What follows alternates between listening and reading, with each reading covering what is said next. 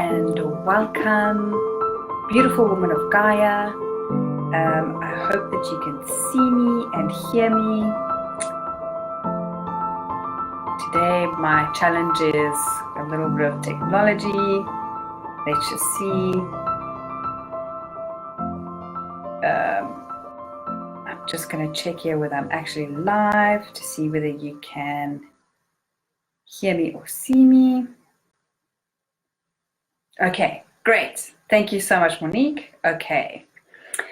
Right. Let's see if it self-corrects itself, but you can see me. I can't see anything on your side, but let's get going for today. So, welcome to day 3. Today's topic is sweet, sweet release. And on our first day, we really looked at, we've already worked through the unconscious drivers behind the drama. And the next day, we really braved in day 2. We braved into the multi-layers of the feminine wound. And today, we are moving into release. So let's get started.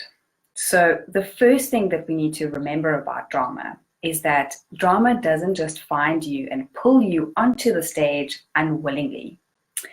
We allow drama to kind of penetrate our lives through either creating it or inviting it or engaging in it or associating with it.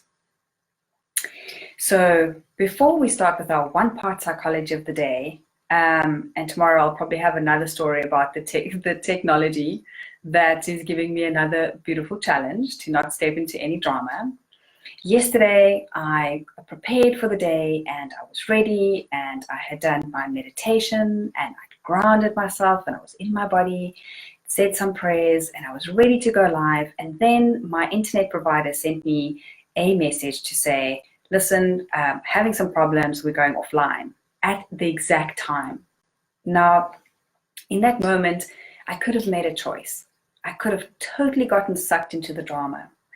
And if I chose to play the victim role in that moment, I would have gone, no, why me? And also use the spiritual stick that we use. Why have I created this? And I could get into a spiral of panic. Or I could switch to the persecutor role and I could have sent my internet provider a whole barrage of really mean messages about and blaming him for my need to not let people down. And this could have totally consumed me, and I could have sabotaged myself completely by shutting down the whole program if I wanted to take it that far, or I could have delivered a session really rooted from frustration and from all my limiting beliefs. Or we have another choice, and that is that we can set up a structure which is in the drama-free zone. So I know that I vote with my money. And so I choose to support small businesses. And in this way, I have direct and immediate access and a relationship with my internet guy. So he sent me a WhatsApp notification telling me that we're going to be offline. And I responded thanking him for the notice. And I asked him how long it was going to be and how it would affect my line, because I had scheduled this Facebook Live. And I could calmly then plan around it with alternatives and practice the feminine leadership principle of flexibility and flow. So no drama, no fuss, no panic, just leaning into trusting divine timing, leaning into the mystery that there's some things in the works which is unknown to me, like right now. It's out of my control. And also, I know that for most women, this topic yesterday was one that was going to cover really pivotal trigger points. So I chose to just flow with it. So coming into our one-part psychology, which is just sweet, sweet release. And Monique, I'm going to ask you to just let me know if you can still hear me and see me. And if you could just let me know on WhatsApp if I go offline or I need to pause or anything. Okay. So the first thing that we really want to look at in the psychology of resistance, release, is looking at our resistance to let go. And we can stay stuck in the drama if we are unwilling to face the truth. And that usually plays out in two ways. Either one, we go into denial. We actually just don't want to face it. We don't want to look at the truth. Because that would mean facing some really hard things. Or two, we are stuck in the blind spot. And we spoke about the blind spot yesterday, being one of them could be, the mother-daughter wound. So we hold on because a part of us knows that if we let go, something has to change. And our negative ego aspect really does not like change. This is pushing up against the laws of nature and physics. So right now, we are on a planet that is spinning faster than a jet plane, tipped on an axis, circling our solar system. So we're constantly moving and changing. We're constantly moving and changing. And so our resistance will create suffering for us. And it's unnatural, right? To push against this natural flow of things. So you are literally fighting against your own natural flow, against growth, and the physics of the world. But once we awaken, we can't unsee what we've seen. And that's really what the negative ego resists against, this change. The other thing is that we also really associate change with loss. We never really see change as gain. What will I gain? Yes, I'm going to let this thing go. I'm going to give this thing up. But what beauty is going to flow into my life, which is in alignment with what my heart really, really wants and what my heart is really calling me here for.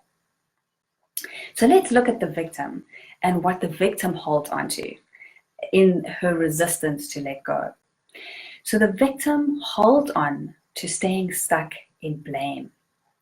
And the resistance is to face the truth about how you've been betraying yourself. And this is difficult to face.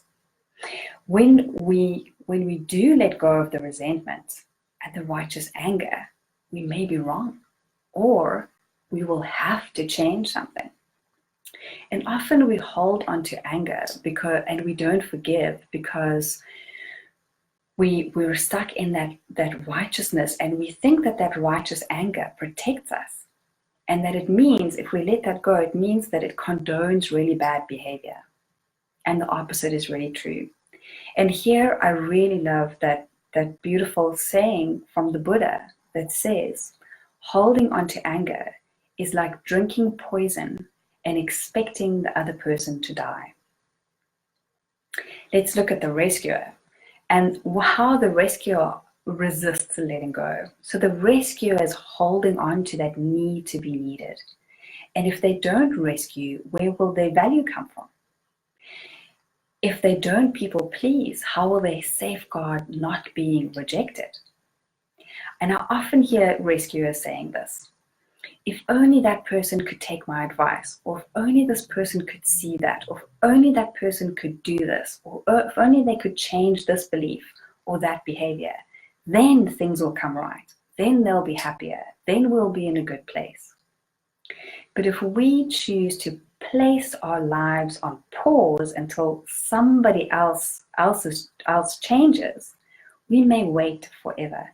And again, that is giving your power away to somebody outside of yourself.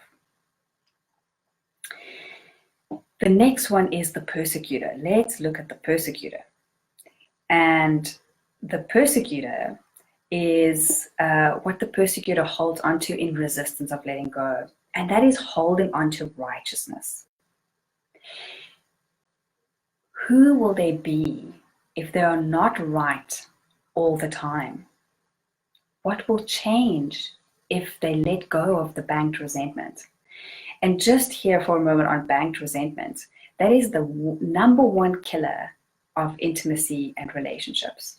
If you have banked resentment of stuff that hasn't been resolved, each time you are in argument or conflict with your significant other, all of that other stuff will come up.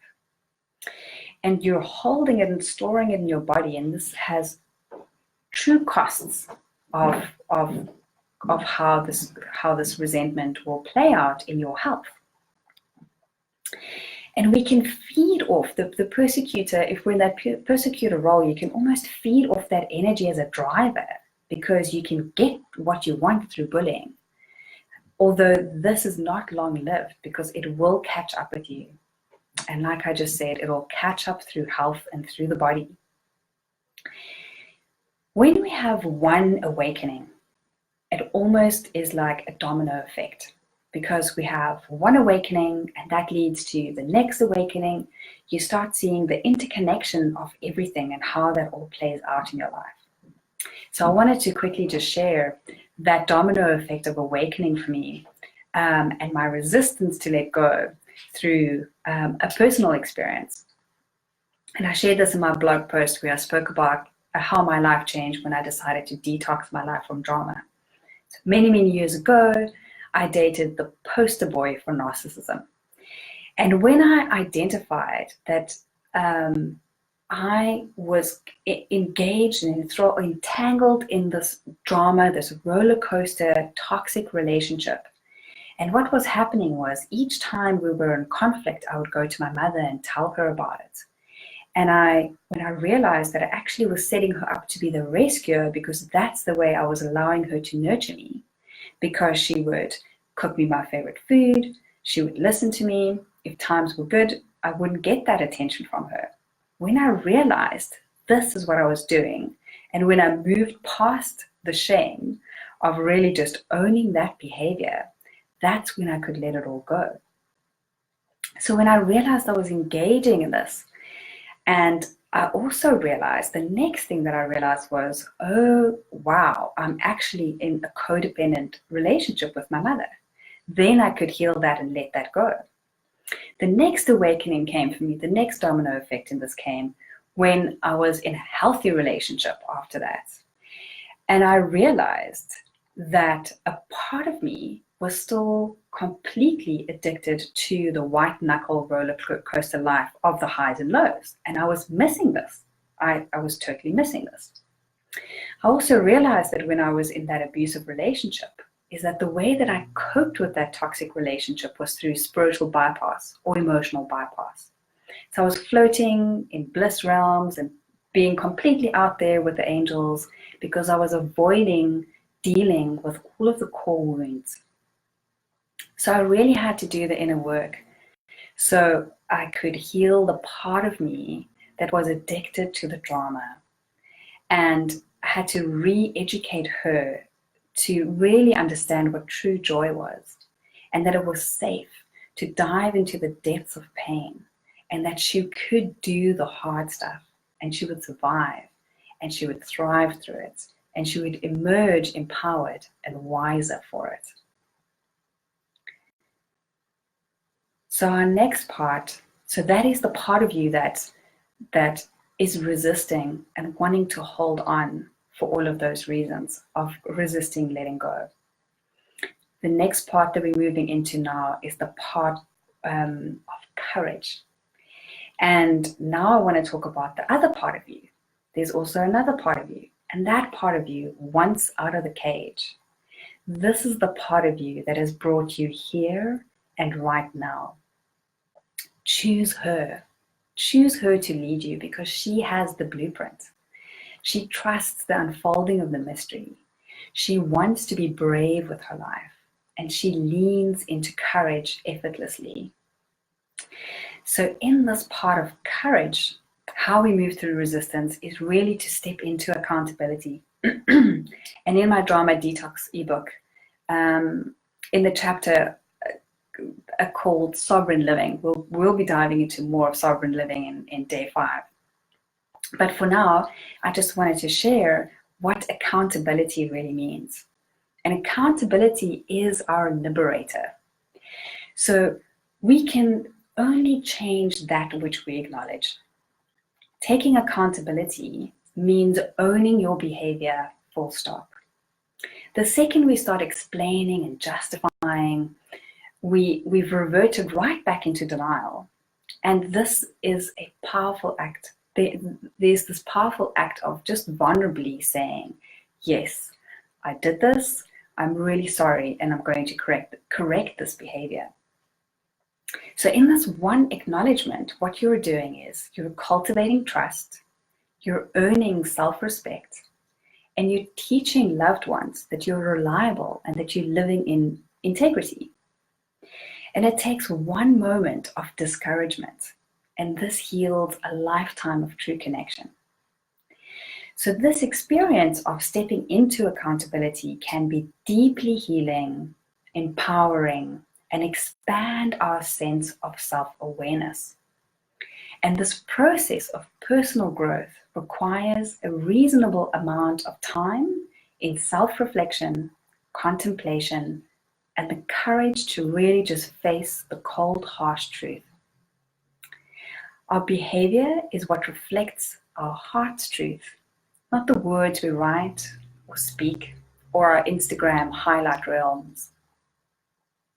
If we take accountability for our behavior and we own it, we really gain that self-respect and we level up our worthiness. And the biggest thing we release is guilt. It feels good to be able to say to somebody, gosh, I really messed up and I'm sorry.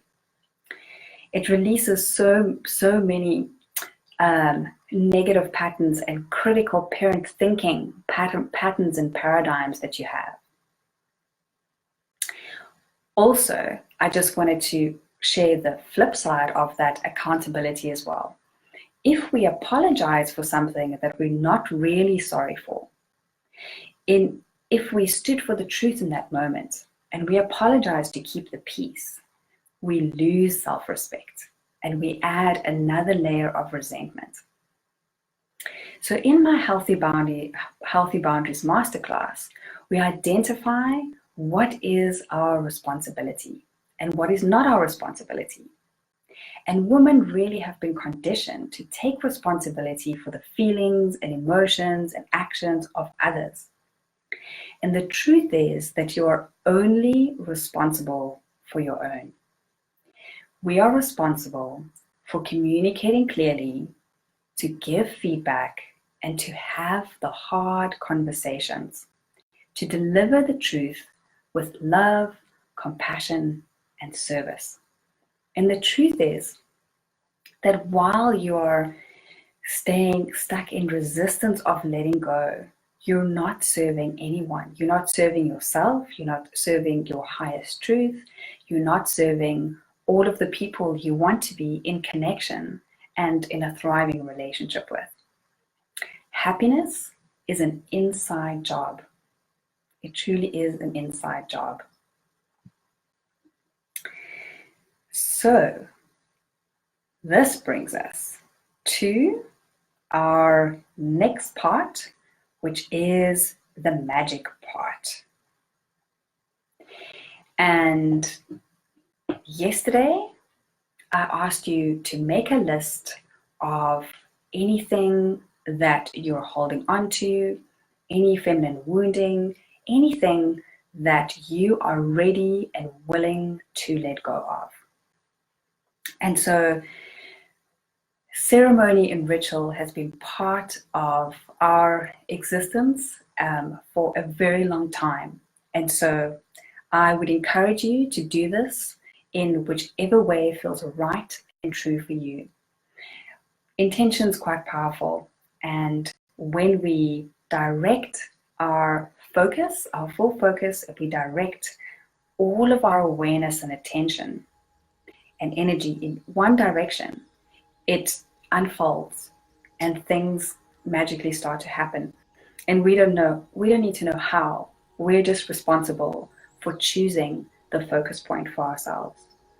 So I want you to just gather your list that I asked you to make yesterday, and Before we start our little subtle but very powerful ceremony, I would like for you to just, for a moment, just close your eyes and place your hand on your heart. And I want you to take a nice, slow, deep breath in, breathing in from the bottom of your belly, filling up your lungs, exhaling out any tension or stress or resistance you may feel right now. Just letting it flow out of you with the exhale.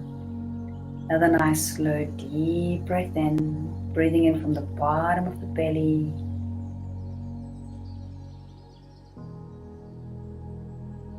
Exhaling out that breath through your mouth.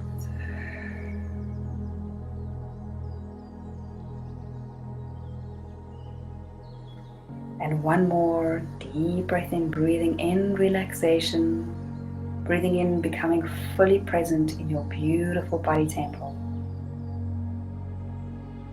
Exhaling out any tension or stress or worries or concerns. And I want you again to just feel, sense or envision roots growing from the bottom of your feet. Your roots just growing deeper and deeper into the rich, nourishing soil of Mother Earth. Just bringing you fully present in your body, feeling your toes, feeling your ankles, your thighs, your hips, becoming aware of the pelvis and the womb, becoming aware of your lungs, breathing in and out effortlessly, becoming aware of your heartbeat and your pulse, becoming aware of your heart, your hands, your arms, your shoulders,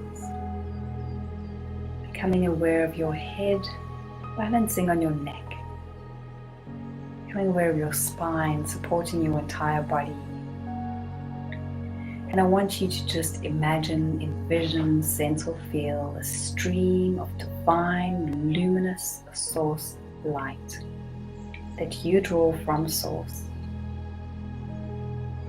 And this beautiful stream of light flows through and around your body, flowing into every single cell, awakening every single cell in your body.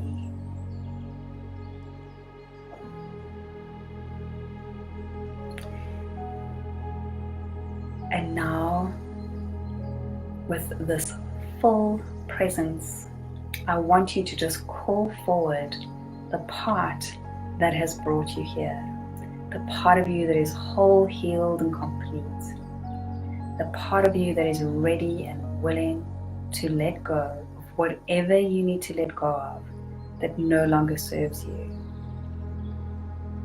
Just call this Sophia wisdom part of you forward and just feel her support, her guidance, her unconditional love that emanates from her heart to your heart. And then when you're ready, you're going to be gently opening your eyes.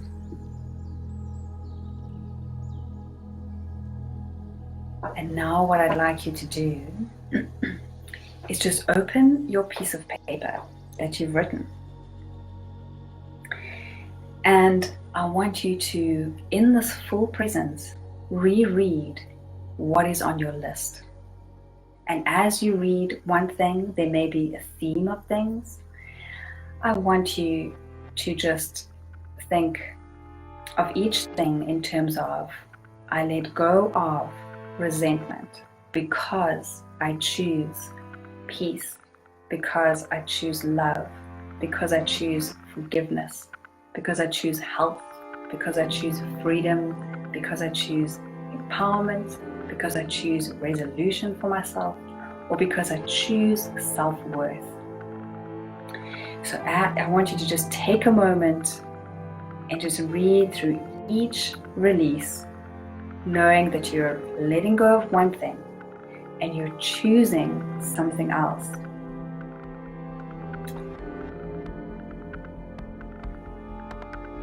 and just stay present with what arises for you. And as you read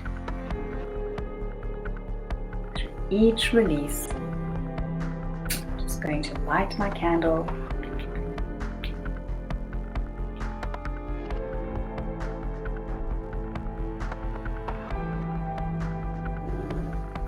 Just going to give you a moment. And when you're ready, you can let me know in the comments if you feel okay to do this, if you feel inspired to do this. Let us know what you're letting go of and what you are choosing. Often when we share our experiences, we really inspire somebody else. Oh, I didn't think of that. I didn't think those two things were related. So please feel free to share with us. And then when you're ready, you're going to fold up your piece of paper. Make sure you have a bowl for where the ashes will fall. And you're going to take a deep breath in. Again, with your full intention and clarity. And our intention here is to let go of everything that no longer serves us, with the power that is invested within us, taking full accountability and responsibility for our own lives, choosing thriving, freedom, health, joy, peace, love, and self-worth and courage. And when you're ready, you're going to, with this intention, just light whatever you're willing to let go of. Fire is transmutive. There's a powerful element that is available in our world. It transmutes anything and everything, clears, clarifies. It is a clarifier. And as you see the ashes fall, imagine, sense, or visualize all these things you're letting go of transform or drop into the ashes, knowing that from the ashes you will rise. A new part of you is awakening and rising.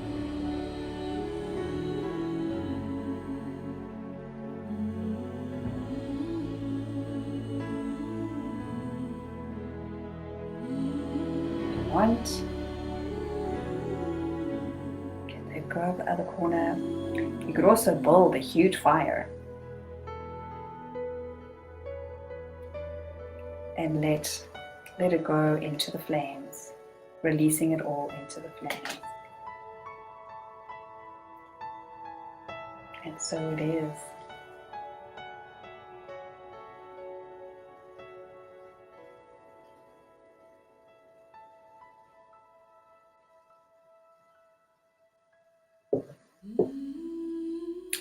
So I want to thank you so much for joining me for day 3 of our detox challenge, and thank you for staying present with the process. Our challenge for today is, I want you to think about a practice which you can start or continue, which helps you to empty out, which helps you to release any stored tension. And this is something quite personal for us. For some people, it's a walk in the forest. For other people, it may be yoga practice. For other people, it is a meditation to really just cleanse the body. For some people, it's a salt bath. Whatever it is, whatever practice works for you, think about something that you can start including in a way in which you hold your life sacred. So that is your challenge for today. Come up with a beautiful practice that just supports and nourishes you. And then for tomorrow we will be covering reclaiming our sovereign power. So for tomorrow, we're going to be doing a little water ceremony. And what I'd like for you to bring with tomorrow is 2 glasses of water, just half-filled water like this. So thank you so much for joining us Today, thank you for staying with the process. I wish you a beautiful and peaceful day, and I wish the sweet joy to rise and bubble to the surface for letting go of everything that no longer serves your beautiful, magnificent self. Thank you. Have a beautiful day further.